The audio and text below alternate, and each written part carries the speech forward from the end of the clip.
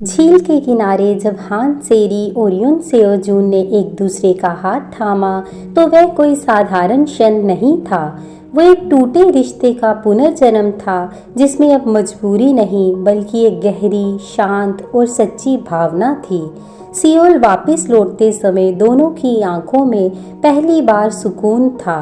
रास्ता भले लंबा था लेकिन वो यात्रा अब दो अजनबियों की नहीं, दो आत्माओं की थी जो अब जुड़ चुकी थी।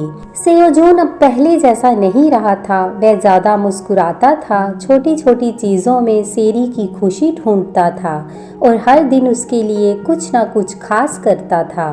कंपनी में उनकी वापसी एक हलचल बन गई। सबको लगा कि सेरी अचानक से क्यों चली गई। फिर वह लौट आई और सीईओ खुद उसके साथ था। कई सवाल उठे, कई बातें बढ़ी और फिर एक दिन बोर्ड मीटिंग में एक सवाल खुलकर पूछ ही लिया गया। मिस हान सेरी और सीईओ युन सेओजून के बीच क्या रिश्ता है? पूरा कमरा चुप था।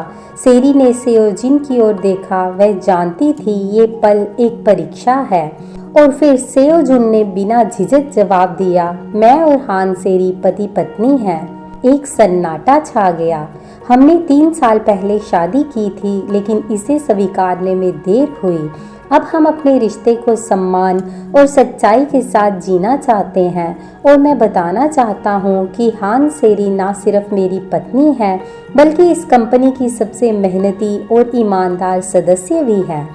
बोर्ड में कुछ लोगों ने स्वीकार किया, कुछ ने सवाल उठाए, लेकिन अब सेओजून को फर्क नहीं पड़ता था। वह जानता था उसे सिर्फ अपने रिश्ते को ईमानदारी से निभाना है। सेरी के लिए ये सब एक सपने जैसा था। वह जो इंसान कभी उसकी मौजूदगी भी ना जानता था आज सबके सामने उसे उसका हक दे रहा था।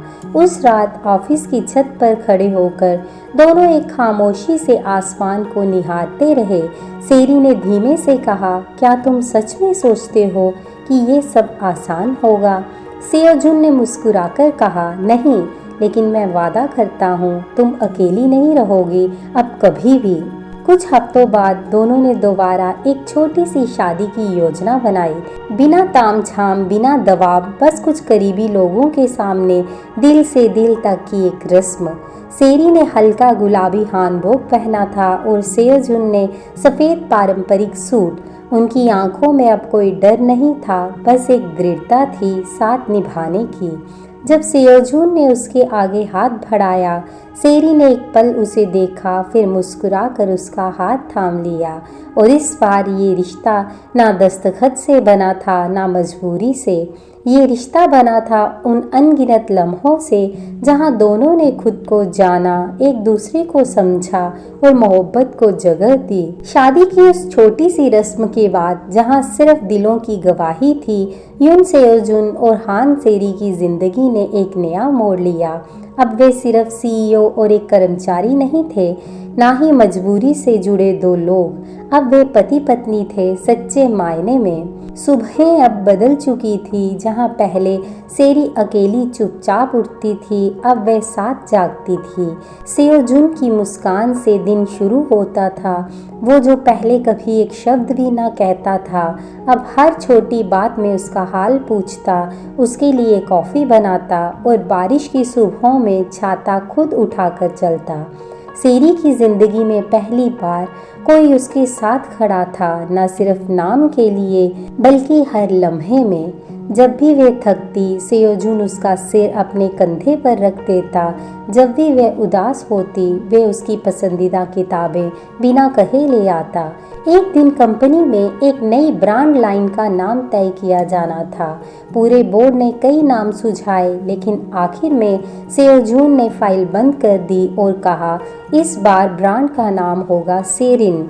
सब चौंक गए। सेओजुन ने मुस्कुराते हुए कहा, ये नाम उस लड़की से लिया गया है जिसने मुझे सिखाया कि रिश्ते सिर्फ खून या मजबूरी से नहीं चलते, बल्कि समझ, सम्मान और धैर्य से चलते हैं।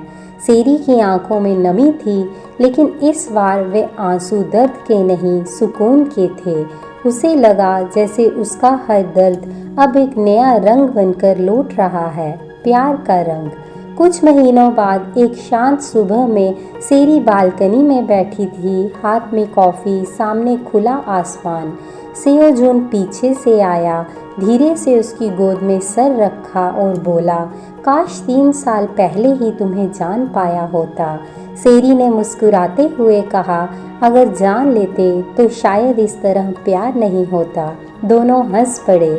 अब उनके पास कोई झूठ नहीं था, कोई छुपा दर्द नहीं था, बस एक रिश्ता था जिसे उन्होंने खुद बनाया था, धीरे धीरे टूटकर, समझकर और फिर संवार कर।